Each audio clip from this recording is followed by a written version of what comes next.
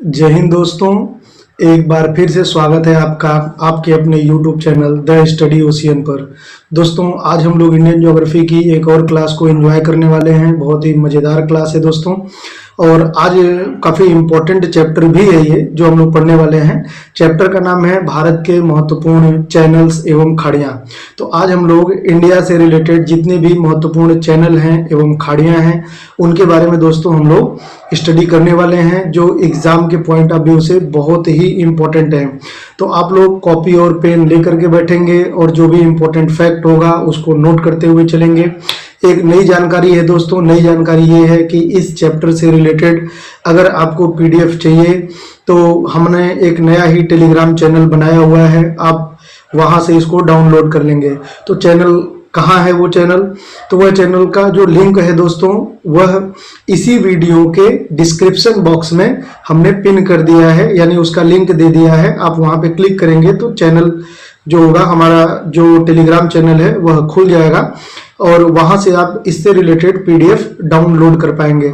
और इतना ही नहीं, इससे पहले के भी जितने चैप्टर हैं दोस्तों वह सारे पीडीएफ आप वहां से इजीली डाउनलोड कर पाएंगे। लेकिन फिर से मेरी जनरल सलाह यही है कि आप अपना नोट बनाइए और कॉपी और पेन लेकर के बैठिए। पीडीएफ का रोल केवल इतना होता है कि यदि आपने कुछ नहीं लिख पाया है, कुछ छूट गया है, तो वो भी कॉपी में नोट कर लें, ठीक है। तो चलिए बिना समय को गंवाए स्टार्ट करते हैं आज की क्लास को। आज का जो हमारा टॉपिक है मैं एक बार फिर से बता दूं, भारत के महत्वपूर्ण चैनल्स एवं खाड़ियां। ठीक है दोस्तों, बहुत इंपॉर्टेंट चैप्टर है। तो सबसे पहले हम लोग चैनल के बारे में समझेंगे। ठीक है दोस्तों, चैनल के बारे में समझेंगे। देखिए दोस्तों, चैनल से ही मिलता जुलता होता है जल संधि। क्या होता है? जल संधि, जल संधि।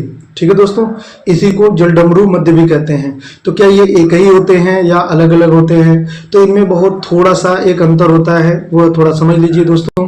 देखिए जो चैनल है इसको हिंदी में और इंग्लिश में दोनों में चैनल ही कहते हैं, लेकिन जो जलसंधि है इसको हिंदी में जलसंधि कहते हैं, कहीं कहीं जलडमरू मध्य भी कहते हैं, लेकिन इंग्लिश में इसको स्ट्रेट कहते हैं। स्ट्रेट, ठीक है दोस्तों, स्ट्रेट कहते हैं। इनमें अंतर क्या होता है? अंतर होता है दोस्तों इसके चौड़ाई का। पहले हम समझते हैं चैनल होता क्या है। तो ध्यान से समझिए दोस्तों, समुद्र में कोई स्थलीय भाग है, कोई एक स्थलीय भाग है यानी जमीन का टुकड़ा है ये, और इधर भी हम मान लेते हैं कोई स्थल है यानी जमीन का टुकड़ा है, और बीच में इसके जलीय क्षेत्र है। क्या है ये? जलीय क्षेत्र। ठीक है दोस्तों, ये जलीय क्षेत्र है। ठीक है, तो ऐसा जलीय क्षेत्र जो दो स्थलों को अलग करता है वह चैनल कहलाता है। ये देखिए चैनल बन गया, इसी को चैनल कहते हैं। यानी ऐसा जलीय क्षेत्र जो दो स्थलों को, दो जमीन के टुकड़ों को अलग अलग कर दे, तो उसको हम लोग क्या कहते हैं? चैनल कहते हैं, चैनल। ठीक है, तो ये ध्यान रखिएगा। अब चैनल और जलसंधि में अंतर क्या होता है? तो चैनल और जलसंधि में दोस्तों अंतर ये होता है कि जब ये स्थल बहुत दूर दूर होंगे, यानी ये चैनल बहुत ही चौड़ा होगा, तो उसे तो चैनल कहते हैं, लेकिन जब ये बहुत पास पास होते हैं तो उनको जलसंधि कहते हैं। ठीक है, चलिए आइए हम लोग चित्र में देखते हैं और समझते हैं। देखिए यह दोस्तों उत्तरी यूरोप का मैप है। आप उत्तरी यूरोप का मैप देखेंगे तो यह देखिए इंग्लैंड है। ठीक है, ये इंग्लैंड है और ये उत्तरी यूरोप का पार्ट है, जिसमें फ्रांस है, इधर बेल्जियम है, जर्मनी है, स्पेन है, ये सब देश हैं। आप उत्तरी यूरोप का मैप देखिए तो आपको समझ में आएगा। ठीक है, तो यहाँ पर देखिए, यहाँ पर दोस्तों एक इंग्लिश चैनल है। यहाँ पे देखिए इंग्लिश चैनल है, बहुत ही इंपॉर्टेंट चैनल है ये। एग्जाम में पूछा भी जाता है कि किन दो देशों के बीच में है, तो ये इंग्लिश चैनल है। ठीक है, इंग्लिश चैनल देखिए, यहाँ पे इंग्लिश चैनल है ये। ठीक है, ये इंग्लिश चैनल है यहाँ पे। तो दोस्तों ये जो इंग्लिश चैनल है ये देखिए मुख्य यूरोप, ये मुख्य यूरोप है, इसके इधर का ये मुख्य यूरोप है। मुख्य यूरोप और ब्रिटेन ये जो है ये एक द्वीपीय देश है। इंग्लैंड, ब्रिटेन, यूके ये सब एक ही देश है। इनमें थोड़ा सा अंतर होता है, लेकिन फिलहाल आप समझिए कि ये सब एक ही देश है। ठीक है, इसमें थोड़ा सा अंतर होता है कि अगर कुछ देशों को मिल ले लिया जाए तो वो कुछ और बन जाता है। वो सब अभी मैं आपको कंफ्यूज नहीं करना चाहता। फिलहाल समझिए कि ये ब्रिटेन है या इंग्लैंड है। ठीक है, तो ये एक द्वीपीय देश है और इधर ये यूरोप है। तो इनके बीच में देखिए ये इंग्लिश चैनल है। इस चैनल का नाम है इंग्लिश चैनल। ठीक है ना, देखिए ये ऐसा जलीय क्षेत्र है, ये समुद्री क्षेत्र है, ये दो जमीन के भाग को पृथक कर रहा है। ठीक है, एक भाग इधर हो गया, एक भाग इधर हो गया, तो ये पृथक कर रहा है, और पृथक करता है तो ये क्या हो गया? एक चैनल हो गया। तो इसको हम किस नाम से जानते हैं? इंग्लिश चैनल के नाम से जानते हैं। ठीक है, इंग्लिश चैनल के नाम से जानते हैं। अभी तो मैं एग्जांपल दे रहा हूं, हमें अभी इंडिया के चैनल्स पढ़ना है, लेकिन मैं आपको चित्र दिखा रहा हूं ताकि आप आसानी से समझ सके। ठीक है, ये चैनल हो गया। लेकिन देखिए यहाँ पर काफी सकरा आ गया है पार्ट। यहाँ पर देखिए एक ये है और एक ये है। ठीक है, तो ये देखिए काफी सकरा हो गया, तो ये स्ट्रेट कहलाएगा। अब ये क्या कहलाएगा? स्ट्रेट कहलाएगा दोस्तों। यहाँ पे देखिए ये स्ट्रेट यानी कि जलसंधि, हिंदी में इसको जलसंधि कहते हैं। तो ये डोबर जलसंधि कहलाता है। क्या कहलाता है? डोबर जलसंधि कहलाता है। डोबर जलसंधि, ये जलसंधि है। तो दोस्तों देखिए यहाँ पर चौड़ा है, चौड़ा होने की वजह से ये चैनल है, और यहाँ पे देखिए सकरा है, सकरा होने की वजह से ये क्या हो गया? जलसंधि हो गया, यानी स्ट्रेट हो गया। तो इसमें यही अंतर होता है, ये आप ध्यान रखेंगे। अब हमें दोस्तों इंडिया के जो चैनल्स हैं और जो जलसंधियां हैं, पहले उनके बारे में समझना है। ठीक है, तो सबसे पहले चैनल समझते हैं क्या होता है। वह जलीय क्षेत्र जो दो स्थलीय भागों को पृथक करता है और दो बड़े जलीय क्षेत्र को जोड़ता हो, तो वह चैनल कहलाता है। और यही जो डेफिनेशन है, जो परिभाषा है, वह जल संधि के लिए भी होता है, जल संधि के लिए भी होता है। लेकिन अंतर क्या होता है? अगर वह स्थल नजदीक नजदीक है तो वह जल संधि बनता है, अगर वह दूर दूर है तो ये क्या बनता है? चैनल बनता है। तो इतना ये ध्यान रखेंगे। ठीक है, भारत में कई महत्वपूर्ण चैनल्स हैं और स्ट्रेट हैं। यहाँ पे चैनल और स्ट्रेट एक ही लिख दिया गया है, और जो परिवहन और इन सब दृष्टि से, सामरिक दृष्टि से काफी इंपॉर्टेंट है। ठीक है, तो स्टार्ट करते हैं जितने भी इंपॉर्टेंट चैनल है। सबसे पहले पाक जल संधि सबसे इंपॉर्टेंट है दोस्तों। पाक जल डमरू मध्य या पाक जल संधि बहुत ही इंपॉर्टेंट, सबसे ज्यादा बार पूछा जाने वाला क्वेश्चन है ये। पाक स्ट्रेट है ना, आपसे पूछा जाता है डायरेक्ट कि किन दो देशों के बीच में स्थित है। तो आप इंडिया का सबसे साउथ वाला पार्ट देखिए, सबसे साउथ वाला पोर्शन देखिए। देखिए इधर केरला है, तमिलनाडु है, तो ये सबसे साउथ वाला पोर्शन है इंडिया का। ठीक है, और यहाँ से देखिए ये जो आपको दिखाई दे रहा होगा, ये हम लोग पहले पढ़ चुके हैं, ये राम सेतु है, राम सेतु है। ठीक है दोस्तों, और ये देखिए ये श्रीलंका है, ये श्रीलंका है, एक द्वीपीय देश है। और यहीं पर दोस्तों, यहाँ पर देखिए ये तमिलनाडु का ये ऐसे कोना सा निकला हुआ है जिसे कैलीमेरे पॉइंट कहते हैं। ठीक है, और यहाँ पर ये जाफना है, यहाँ पर ये दोस्तों जाफना है, श्रीलंका का जाफना है। तो इसी को क्या कहते हैं? पाक स्ट्रेट कहते हैं, जल संधि कहते हैं, क्योंकि ये काफी करीब है। तो यहाँ पर जो बनता है, ये वाला जो बनता है, इसी को क्या कहते हैं? पाक जल संधि कहते हैं। ठीक है दोस्तों, पाक जल संधि आपसे पूछा जाता है किन दो देशों के बीच में है, तो इंडिया और श्रीलंका के बीच में है। और किन दो जलीय क्षेत्रों को जोड़ता है, तो इधर है बंगाल की खाड़ी, तो ये बंगाल की खाड़ी को जोड़ता है, और इधर अरब सागर का पार्ट है मन्नार की खाड़ी, तो ये मन्नार की खाड़ी को जोड़ता है। तो बंगाल की खाड़ी और मन्नार की खाड़ी, और जो मन्नार की खाड़ी है ये अरब सागर का ही पार्ट है। ठीक है, तो ये मन्नार की खाड़ी है दोस्तों, ये मन्नार की खाड़ी है। ठीक है, तो पाक जल डमरू मध्य तमिलनाडु यानी कि भारत और श्रीलंका के बीच में स्थित है। यह मन्नार की खाड़ी और बंगाल की खाड़ी को जोड़ता है। उत्तर की ओर इसके देखिए यहाँ पे उत्तर की ओर, ये इसके उत्तर की ओर यहाँ पे ऊपर की ओर बंगाल की खाड़ी है, और इसके दक्षिण की ओर मन्नार की खाड़ी है। ये जो है ये मन्नार की खाड़ी है। ठीक है, इन दोनों को ये जोड़ता है। इसमें राम सेतु स्थित है, जो ऐतिहासिक और धार्मिक रूप से बहुत ही इंपॉर्टेंट है। तो ये हम लोग पहले पढ़ चुके हैं, ये राम सेतु है, इसी को एडम ब्रिज भी कहा जाता है दोस्तों। ठीक है, तो ये ध्यान रखेंगे आप। तो अगला जो चैनल है दोस्तों, हम लोग 8 डिग्री चैनल पढ़ने वाले हैं और 9 डिग्री पर चैनल पढ़ने वाले हैं। ये भी बहुत इंपॉर्टेंट है, 8 डिग्री चैनल और 9 डिग्री चैनल। ये कहाँ हैं? तो ये हमारे प्रायद्वीपीय भारत के, ये जो इंडिया का प्रायद्वीपीय क्षेत्र है, इसके साउथ में यहाँ पर स्थित है दोस्तों, यहाँ पर। ठीक है, ये लक्षद्वीप और मालदीव के बीच में है। तो यहाँ पे हम लोग समझते हैं, देखिए ये हमारा इंडिया है। इसके अगर आप पश्चिम दक्षिण की ओर जाएंगे, इधर पश्चिम और दक्षिण इधर जाएंगे, तो देखिए यहाँ ये जो सर्किल बना हुआ है, इसको ध्यान से समझिए। यहाँ पर ये है मालदीव, ये क्या है? मालदीव है। ठीक है, और यहाँ पर ये है लक्षद्वीप समूह, ये हम लोग पहले से पढ़ चुके हैं। तो ये जो है ये लक्षद्वीप समूह है, और यहाँ पर है मालदीव। जो लक्षद्वीप है ये इंडिया के ही द्वीप समूह है, और जो मालदीव है ये भारत का एक पड़ोसी देश है। और यहाँ पर एक द्वीप है दोस्तों, जिसे कहते हैं मिनिकॉय द्वीप। क्या कहते हैं? मिनिकॉय द्वीप। बहुत ही इंपॉर्टेंट द्वीप है मिनिकॉय द्वीप। इसके बारे में तो कई बार डायरेक्ट क्वेश्चन पूछा गया है मिनिकॉय के बारे में, कि ये द्वीप कहाँ पर स्थित है। तो ये अरब सागर में स्थित है, लक्षद्वीप के दक्षिण में। हालांकि ये लक्षद्वीप का ही एक द्वीप है, लक्षद्वीप का ही एक द्वीप है। तो दोस्तों जो मिनिकॉय है मिनिकॉय द्वीप है, और यहाँ पे जो मालदीव है इसी के बीच में 8 डिग्री चैनल है। कौन सा है? 8 डिग्री चैनल। इसका नाम यहाँ से गुजरने वाली अक्षांश रेखा 8 डिग्री के नाम पर रखा हुआ है। और इसके उत्तर में है दोस्तों 9 डिग्री चैनल। क्या है? 9 डिग्री चैनल। तो यदि आपसे पूछे 8 डिग्री चैनल किन दो क्षेत्रों के बीच में है, तो यह मालदीव के बीच में है और मिनिकॉय द्वीप के बीच में है 8 डिग्री चैनल। और 9 डिग्री चैनल मिनिकॉय द्वीप और लक्षद्वीप समूह के बीच में है। हालांकि मैं फिर से बता दूं, जो मिनिकॉय द्वीप है यह लक्षद्वीप का ही एक द्वीप है, तो ये भी ध्यान रखेंगे। ठीक है, यह जो मिनिकॉय द्वीप है और लक्षद्वीप है इसके बीच में है 9 डिग्री चैनल। क्योंकि आपको पता है यहाँ पे कंफ्यूजन होता है, तो आपको पता है कि जैसे जैसे हम उत्तर की ओर बढ़ते हैं हमारे अक्षांश रेखाओं का जो नंबर है वो बढ़ता जाता है। ठीक है ना, अक्षांश रेखाओं का जो नंबर है वो बढ़ता जाता है। तो 8 डिग्री दक्षिण की ओर होगा और 9 डिग्री उत्तर, मतलब इसके ऊपर में होगा, उत्तर की ओर होगा। तो 8 डिग्री मालदीव और मिनिकॉय के बीच में है, और जो 9 डिग्री है ये मिनिकॉय और लक्षद्वीप के अन्य द्वीपों के मध्य स्थित है। ठीक है, यहाँ पर देखिए ये हमारा प्रायद्वीपीय, इधर देखिए ये भारत है, और यहाँ देखिए ये मालदीव के कुछ द्वीप दिखाई दे रहे हैं आपको। तो यहाँ से जो गुजरती है ये 8 डिग्री चैनल है, और यहाँ से जो गुजरती है ये 9 डिग्री चैनल है। ठीक है दोस्तों, यहाँ से गुजरने वाली रेखाओं के नाम पर इनका नामकरण किया गया है। तो 8 डिग्री चैनल स्थित मालदीव और मिनिकॉय द्वीप के बीच में स्थित है, और जो मिनिकॉय द्वीप है ये लक्षद्वीप का ही एक द्वीप है। इसकी विशेषता यह लक्षद्वीप सागर और हिंद महासागर को जोड़ता है। ठीक है, जो 9 डिग्री चैनल ये मतलब इंपॉर्टेंट नहीं है, वैसे आप चाहे तो याद कर ले, लेकिन ज्यादा इंपॉर्टेंट नहीं है। ठीक है, इसके बाद है 9 डिग्री चैनल।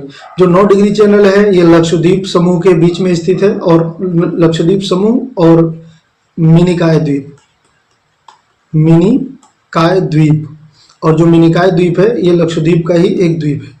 तो लक्षद्वीप के अन्य द्वीप और मिनिकॉय द्वीप के मध्य स्थित है। ठीक है, ये भी ध्यान रखेंगे, तो पूछा जाता है दोस्तों। ठीक है, अब देखिए हम लोग 10 डिग्री चैनल के बारे में समझते हैं। 10 डिग्री चैनल, तो 8 डिग्री चैनल हो गया, 9 डिग्री चैनल हो गया, अब 10 डिग्री चैनल। जो 10 डिग्री चैनल है दोस्तों वो यहाँ से गुजरता है, ये आप पहले पढ़ चुके हैं। 10 डिग्री ये उत्तर में अंडमान द्वीप समूह और दक्षिण में निकोबार द्वीप समूह को पृथक करता है 10 डिग्री चैनल। तो 8 डिग्री चैनल यहाँ से, 9 डिग्री चैनल लगभग यहाँ से, और 10 डिग्री चैनल यहाँ से गुजरता है, जो अंडमान द्वीप समूह और निकोबार द्वीप समूह को अलग अलग करता है। तो ये भी ध्यान रखेंगे। ठीक है, और यह जो 10 डिग्री का चैनल है दोस्तों, ये जो 10 डिग्री का चैनल है यह अंडमान सागर, इसके पूर्व में देखिए अंडमान द्वीप समूह के पूर्व में इसको अंडमान सागर कहते हैं। यहाँ पे अंडमान सागर है, तो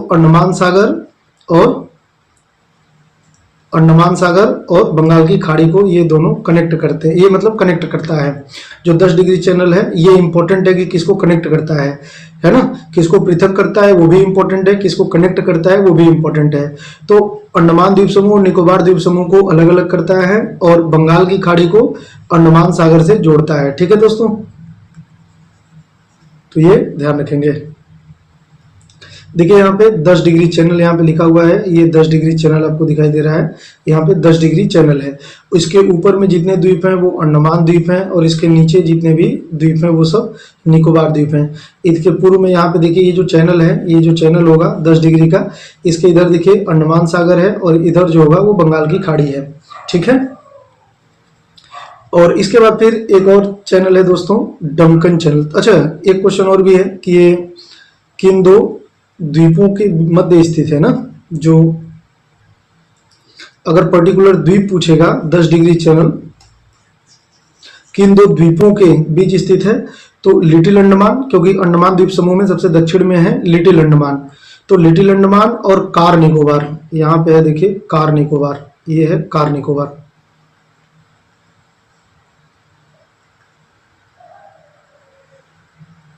इसी के बीच में है 10 डिग्री चैनल। अंडमान का सबसे दक्षिणी द्वीप कौन सा है? लिटिल अंडमान। और कार निकोबार का सबसे उत्तरी द्वीप कौन सा है? निकोबार द्वीप समूह का सबसे उत्तरी द्वीप कार निकोबार। तो इसके बीच में 10 डिग्री का चैनल है, ये भी ध्यान रखिएगा। ठीक है, इसके बाद दोस्तों एक है डंकन चैनल, बहुत ही इंपॉर्टेंट है ये भी, डंकन चैनल है ना, डंकन चैनल ध्यान रखिएगा। डंकन चैनल कहाँ पे है? तो ये लिटिल अंडमान होगा और दक्षिणी अंडमान होगा, साउथ अंडमान देखिए यहाँ पे लिखा हुआ है ना, लिटिल अंडमान और दक्षिणी अंडमान, इसके बीच में जो चैनल है इसको डंकन चैनल कहते हैं, डंकन चैनल, डंकन चैनल। तो ये भी ध्यान रखेंगे, लिटिल अंडमान और दक्षिणी अंडमान के बीच में डंकन चैनल है, इसको भी ध्यान रखेंगे। और ये भी अंडमान सागर और बंगाल की खाड़ी को कनेक्ट करता है। डंकन जलडमरू मध्य देख लीजिए, स्थिति इसकी दक्षिणी अंडमान और लिटिल अंडमान के बीच में स्थित है और यह अंडमान सागर और बंगाल की खाड़ी को जोड़ता है। 10 डिग्री चैनल का नोट भी आप ऐड कर लीजिएगा, 10 डिग्री चैनल का नोट ऐड कर लेंगे, ठीक है।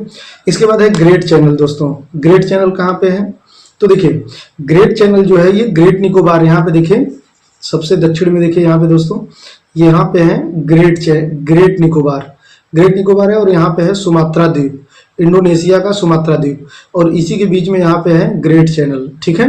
ग्रेट चैनल है तो इम्पोर्टेंट है, ये आप नोट कर लेंगे, ग्रेट चैनल, ठीक है।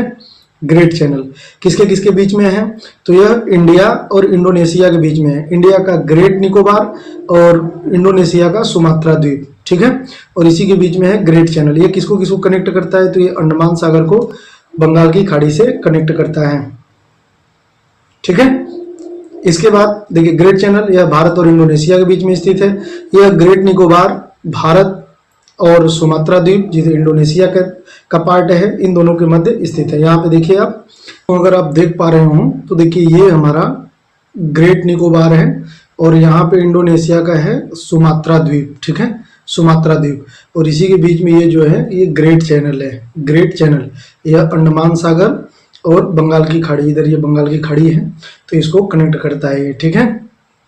इसके बाद कोको चैनल, कोको चैनल भी दोस्तों यहाँ पर देखिए ये हमारा अंडमान द्वीप समूह में सबसे उत्तरी द्वीप है, अंडमान द्वीप समूह, उत्तरी अंडमान और उत्तरी। अच्छा दोस्तों एक चीज मैं आपको और बता दूं, जो उत्तरी अंडमान है, उत्तरी अंडमान के ऊपर भी एक छोटा सा द्वीप है इंडिया का, लेकिन वो बहुत ही छोटा है तो इसलिए वो बहुत मान्य नहीं है उसका, उसे लैंडफॉल द्वीप कहते हैं, ठीक है। और उसके उत्तर में यहाँ पे है कोको द्वीप, कोको द्वीप, कोको द्वीप। तो कोको चैनल जो है वह कोको द्वीप और उत्तरी अंडमान के मध्य माना जाता है, ठीक है, कोको द्वीप और उत्तरी अंडमान के मध्य माना जाता है, ठीक है। यह उत्तरी अंडमान एवं कोको द्वीप के मध्य स्थित है। हालांकि उत्तरी अंडमान अगर नहीं है तो एक द्वीप है उत्तरी अंडमान के उत्तर में भी एक द्वीप है जिसे लैंडफॉल द्वीप कहते हैं, ठीक है। यह उत्तरी अंडमान के उत्तर में स्थित बहुत छोटा सा द्वीप है, एक छोटा सा टापू है। कोको को लेकर भारत और म्यांमार के मध्य विवाद है, वर्तमान में इस पर म्यांमार का नियंत्रण है, ये सब हम पहले पढ़ चुके हैं। अब दोस्तों हम लोग खाड़ियां समझते हैं कि खाड़ियां क्या होता है, ठीक है। अच्छा खाड़ियां जो है वो थोड़ा ध्यान से समझिएगा, इसे बे कहते हैं, इसे गल्फ भी कहते हैं, तो ध्यान से समझिए ये क्या होता है। ऐसा जलीय क्षेत्र दोस्तों, ऐसा जलीय क्षेत्र जो तीन तरफ से स्थल से घिरा हुआ हो, ऐसा जलीय क्षेत्र। जैसे मान लीजिए ये कोई जलीय क्षेत्र है, ठीक है, ये कोई समुद्री एरिया है और इधर जो है ये कोई स्थल है, जमीन है, इधर भूभाग है, ठीक है, और ये पूरा जलीय क्षेत्र है, तो ये क्या कहलाएगा, ये खाड़ी हो गया। ये क्या कहलाएगा, ये खाड़ी कहलाएगा। यानी ऐसा समुद्री क्षेत्र, ऐसा जलीय क्षेत्र जो तीन तरफ से स्थल से घिरा हुआ हो, ठीक है, तो उसे क्या कहते हैं, खाड़ी कहते हैं। अब खाड़ियां जो होती हैं वो कई टाइप की होती हैं, ध्यान से समझिए दोस्तों। हिंदी में तो सबको खाड़ी ही कहते हैं, हिंदी में सबको खाड़ी कहते हैं, लेकिन इंग्लिश में इसके जो नाम होते हैं वो अलग अलग होते हैं इसके मुहाना को लेकर के। जैसे अगर कोई उसका मुहाना बहुत ही सकरा है, ऐसे इस तरीके से बहुत ही सकरा मुहाना है, इसके अंदर मान लीजिए जलीय क्षेत्र है, ये जलीय क्षेत्र है, ठीक है, और इधर जो है ये भूभाग है, कोई भूभाग है, ठीक है, भूभाग है। तो ये कोई बहुत ही जलीय क्षेत्र है तो इसको क्या कहते हैं, इसे क्रीक कहते हैं, क्रीक, इसे क्रीक कहते हैं। जब इसका मुहाना थोड़ा और चौड़ा हो जाएगा, इस तरीके से इसका मुहाना थोड़ा सा चौड़ा हो जाएगा तो ये क्या कहलाएगा, ये गल्फ कहलाएगा, गल्फ कहलाता है, गल्फ। जब इसका मुहाना दोस्तों और चौड़ा हो जाता है, और चौड़ा हो जाता है तो ये क्या कहलाता है, ये बे कहलाता है, बे, BAY, बे कहलाता है, ठीक है। और जो इसका मुहाना बहुत ही ज्यादा चौड़ा हो जाएगा इस तरीके से, है ना, तो इसको क्या कहते हैं, तो इसको बाइट कहते हैं, बाइट। तो सबसे सकरा मुहाना जो होता है वो क्रीक का होता है। फिर गल्फ मुहाना अगर चौड़ा हुआ, इसका मुंह अगर चौड़ा हुआ, इधर कोई भूभाग है, और अगर इसका मुहाना चौड़ा हुआ तो ये गल्फ होगा, और चौड़ा मुहाना होगा तो ये बे हो जाएगा, और बहुत ही चौड़ा मुहाना होगा तो ये बाइट हो जाएगा। ठीक है, तो ध्यान से समझिए। जैसे ये चित्र देखिए आप यहाँ पर, ये चित्र देखिए, जैसे ये बे है ना, ये इतना ये चौड़ा मुहाना है इसका। ठीक है, तो ये बंगाल की खाड़ी कहलाता है। ये क्या कहलाता है? बंगाल की खाड़ी। इधर देखिए ये तीन तरफ से स्थल से घिरा हुआ है, इधर भी इंडिया का क्षेत्र है ना, ये इंडिया का क्षेत्र है, इधर ऊपर बांग्लादेश का, इधर म्यांमार का। तो इस तरीके से ये क्या हो गया, ये जलीय क्षेत्र है जो तीन तरफ से स्थल से घिरा हुआ है, और इसलिए इसको क्या कहते हैं? खाड़ी कहते हैं। तो हिंदी में सबको ही खाड़ी कहेंगे, लेकिन इंग्लिश में ये क्या है? ये बे की कैटेगरी में आता है, बे की। अगर इसका मुहाना चौड़ा और थोड़ा सकरा होता तो ये क्या कहलाता? ये गल्फ कहलाता। तो ध्यान से समझिए कि अगर आपसे पूछे कि वर्ल्ड का सबसे बड़ा गल्फ कौन सा है या सबसे बड़ी खाड़ी कौन सी है, तो खाड़ी में कंफ्यूजन होता है ना, खाड़ी में कंफ्यूजन होता है। अब आप उसका इंग्लिश वर्जन देखिएगा कि उसमें गल्फ पूछा है या बे पूछा है। अगर वर्ल्ड का सबसे बड़ा बे पूछेगा तो वह बंगाल की खाड़ी होगी, और अगर वर्ल्ड का सबसे बड़ा गल्फ पूछेगा तो वह मैक्सिको की खाड़ी होगी, गल्फ ऑफ मैक्सिको, तो वह मैक्सिको की खाड़ी होगी। ठीक है, मैं फिर से रिपीट कर रहा हूं, वर्ल्ड का सबसे बड़ा बे ऑफ बंगाल, और वर्ल्ड का सबसे बड़ा गल्फ ऑफ मैक्सिको। ठीक है, और हिंदी में दोनों को ही खाड़ी कहते हैं, तो ये ध्यान रखिएगा। इसीलिए किसी किताब में सबसे बड़ी खाड़ी कभी बंगाल की खाड़ी लिखा होता है, कभी मैक्सिको की खाड़ी लिखा होता है। वास्तव में जो मैक्सिको की खाड़ी है वह एक गल्फ है, और बंगाल की खाड़ी एक बे है। ठीक है, तो ये भी ध्यान रखिएगा। खाड़ियां क्या होता है? ऐसा जलीय क्षेत्र जो तीन तरफ से स्थल से घिरा हुआ हो, खाड़ी कहलाता है। भारत में कई महत्वपूर्ण खाड़ियां हैं, बे या गल्फ हैं, जो भौगोलिक, आर्थिक, सामरिक दृष्टि से महत्वपूर्ण है। तो इनको देख लेते हैं। सबसे पहले है कच्छ की खाड़ी।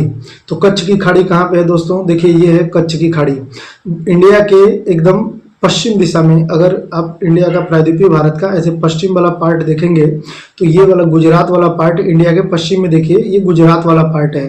ठीक है ना, गुजरात का। तो यहाँ पर देखिए ये जो पार्ट है, यहाँ पर ये तीन तरफ से स्थल से घिरा हुआ है। तीन तरफ से स्थल से घिरा होने के कारण ये क्या हो गया? ये एक खाड़ी हो गया। लेकिन ये कैसा खाड़ी है? ये गल्फ की कैटेगरी में आता है। तो ये गल्फ ऑफ कच्छ है, इतना ध्यान रखिएगा।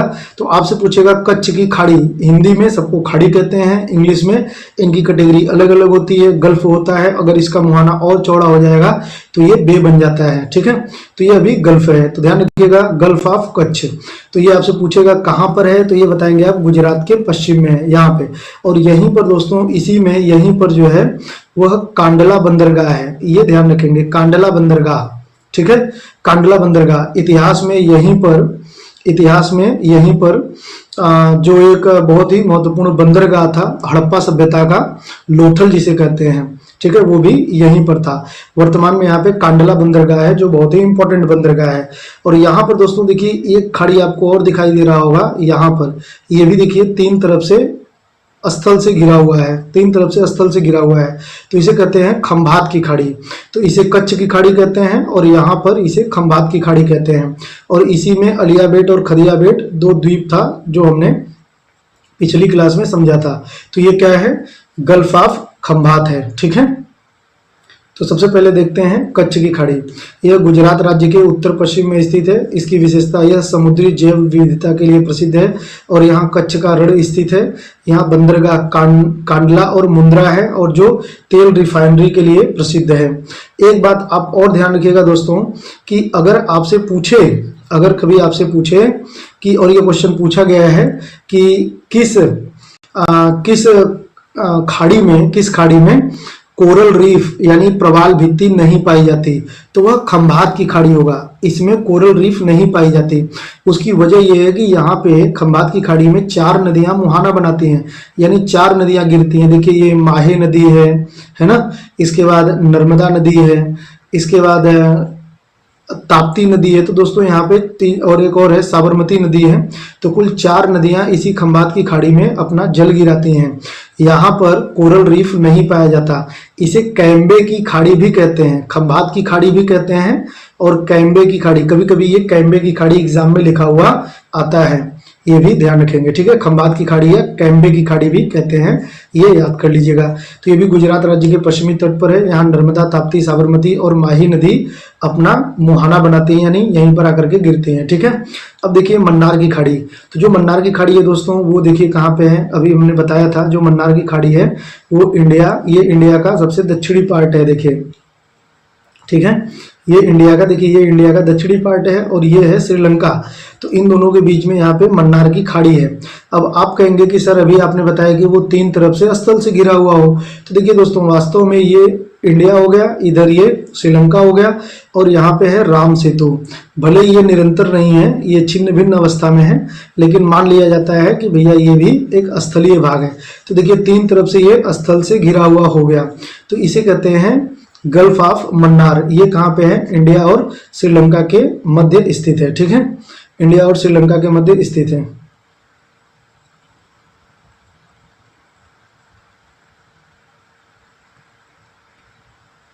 इस पिक्चर में देखिए आप। ठीक है, गल्फ ऑफ मन्नार, देखिए यहाँ पर एक तरफ इंडिया का जमीन है, एक तरफ श्रीलंका का है और इधर है राम सेतु। ठीक है, तो ये गल्फ ऑफ मन्नार है। ठीक है, जो 3 तरफ से स्थल से घिरा हुआ है।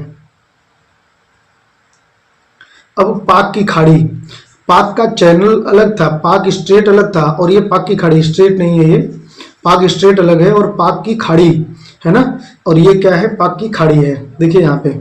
और ये बे है, ध्यान रखिएगा, बे। तो ये बे कैसे है, पाक की खाड़ी। तो ध्यान से समझते हैं दोस्तों, पाक की खाड़ी कहाँ पे है,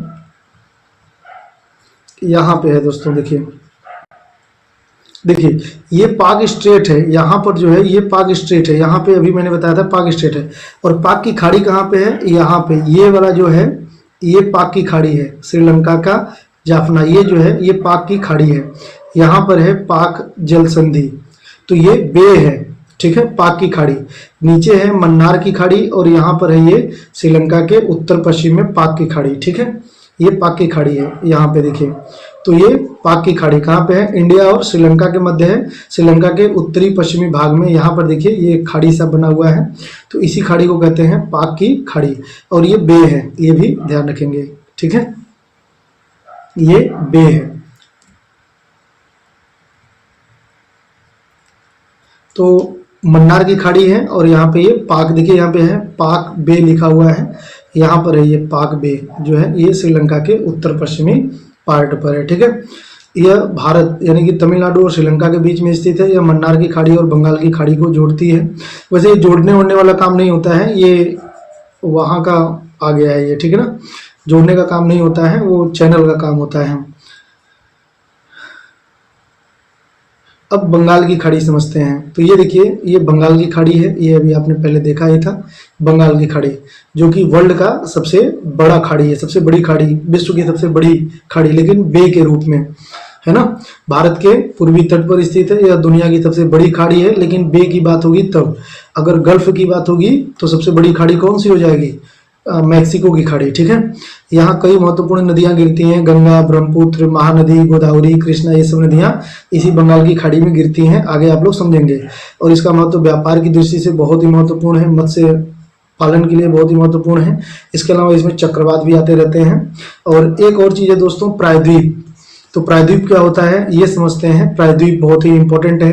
प्रायद्वीप किसे कहते हैं, तो ऐसा स्थलीय भाग जो 3 तरफ से जल से घिरा हुआ हो ना, 3 तरफ से जल से घिरा हुआ हो, तो उसे क्या कहते हैं, उसे प्रायद्वीप कहते हैं। प्रायद्वीप ये खाड़ी का उल्टा है। ठीक है ना, अगर जलीय क्षेत्र जो था वो 3 तरफ से स्थल से घिरा हुआ था तो वो खाड़ी बनता था, लेकिन स्थलीय भाग जो 3 तरफ से जल से घिरा हुआ हो तो वो क्या बन जाता है, वो प्रायद्वीप बन जाता है। ठीक है दोस्तों, तो ये ध्यान रखिएगा, जो प्रायद्वीप होता है वह खाड़ी का उल्टा होता है। खाड़ी ऐसा जलीय क्षेत्र ऐसा जलीय क्षेत्र जो तीन तरफ से स्थल से घिरा हुआ हो, और ऐसा स्थलीय क्षेत्र, प्रायद्वीप क्या होता है, ऐसा स्थलीय क्षेत्र जो तीन तरफ से जल से घिरा हुआ हो, तो वो क्या बन जाता है, प्रायद्वीप बन जाता है। ठीक है, प्रायद्वीप। भारत के कई प्रमुख प्रायद्वीप हैं जो समुद्र से तीन ओर से घिरे हुए हैं, स्थल खंड होते हैं। इनमें से प्रमुख प्रायद्वीप यानी तीन तरफ से स्थल से घिरे हुए हैं, जल से घिरे हुए हों, तो जैसे ये देखिए, ये हमारा इंडिया का एक सबसे दक्षिणी छोर, यह भी तो एक प्रायद्वीप ही है जो तीन तरफ से जल से घिरा हुआ हो, तो इसको हम लोग कौन सा प्रायद्वीप कहते हैं, दक्कन प्रायद्वीप कहते हैं। क्या कहते हैं, दक्कन प्रायद्वीप। तो ये ध्यान रखेंगे, ये इंडिया का दक्षिणी पार्ट है जो दक्कन प्रायद्वीप के नाम से जाना जाता है। ठीक है, इंडिया का आधा दक्षिणी पार्ट। यह भारत का सबसे बड़ा और प्रमुख प्रायद्वीप है। यह उत्तर में विंध्याचल पर्वत और सतपुड़ा पर्वत से घिरा हुआ है और दक्षिण में कन्याकुमारी तक फैला हुआ है। दक्षिण में सबसे दक्षिणी बिंदु इसका क्या है, कन्याकुमारी है, और इसके उत्तर में यहाँ पर एक पर्वत है जिसे विंध्याचल पर्वत के नाम से जानते हैं। यहाँ पर एक पर्वत मिलेगा आपको जिसे विंध्याचल पर्वत के नाम से जानते हैं। ठीक है, विंध्याचल और सतपुड़ा पर्वत के नाम से।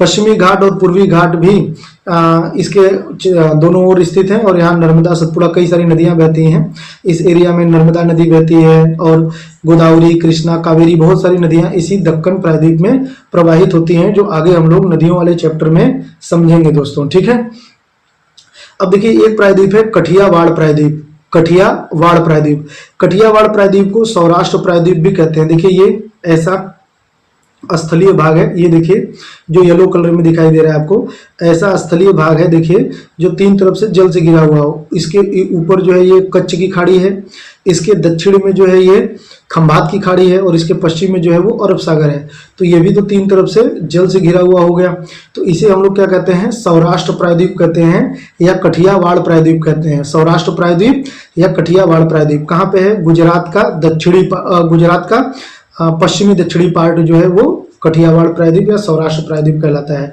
और इसका ऊपर का जो ये वाला पार्ट है दोस्तों, ये कच्छ प्रायद्वीप कहलाता है।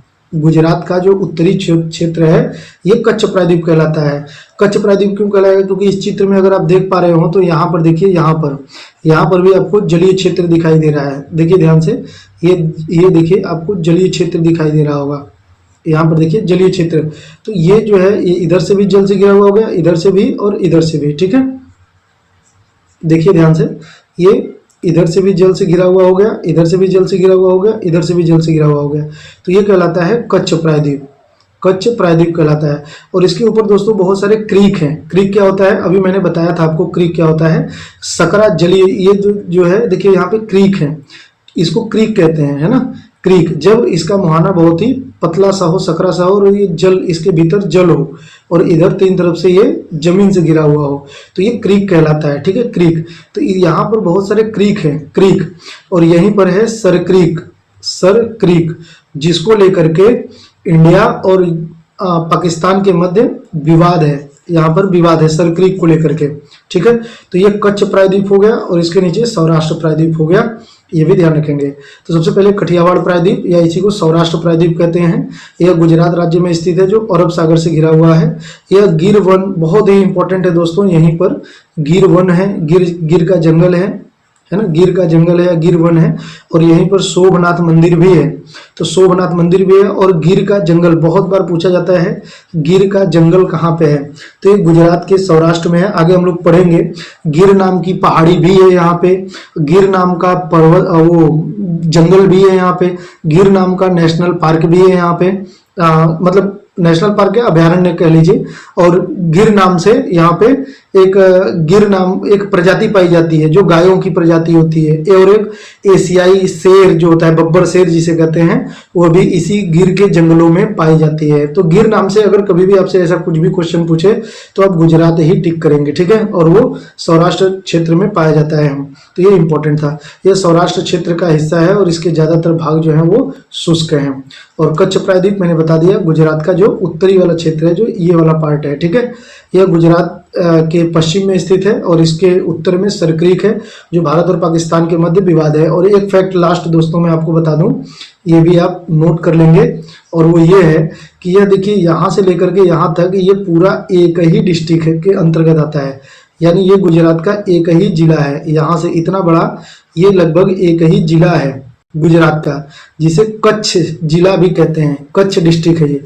और ये इंडिया का सबसे बड़ा डिस्ट्रिक्ट है, सबसे बड़ा जिला है कच्छ। जो कच्छ जिला है ये इंडिया का सबसे बड़ा जिला है, ठीक है। तो ये भी ध्यान रखेंगे, ये एक ही जिले के अंतर्गत आता है। यह मतलब बहुत ही सूखाग्रस्त क्षेत्र है, दलदली क्षेत्र भी है, दलदली भी है और सूखाग्रस्त भी है। सूखा इस सेंस में, दलदली इस सेंस में कि समुद्र का किनारा है, और सूखा इस सेंस में कि यहाँ पे बारिश नहीं होती है, ठीक है ना। तो यहाँ पे बारिश नहीं होती है बिल्कुल भी, बहुत ही सूखाग्रस्त क्षेत्र है ना, पूरा नमक वाला क्षेत्र है ये। तो यहाँ पे जंगली गधे पाए जाते हैं, ये इसकी विशेषता है। तो ये कच्छ प्रायद्वीप कहलाता है, ठीक है। तो आज के लिए इतना ही दोस्तों, बाकी ढेर सारी शुभकामनाएं हैं आपको। और बहुत जल्दी ही हम लोग जो क्वेश्चन प्रैक्टिस है उसको भी स्टार्ट करने वाले हैं। बस कल या परसों से हम लोग क्वेश्चन प्रैक्टिस स्टार्ट कर देंगे। तो आप लोग एक बार पूरा रिवीजन कर लीजिए ताकि क्वेश्चन प्रैक्टिस में आप आसानी से आंसर कर सकें। तो ढेर सारी शुभकामनाएं हैं आपको। बाकी जय हिंद, जय भारत।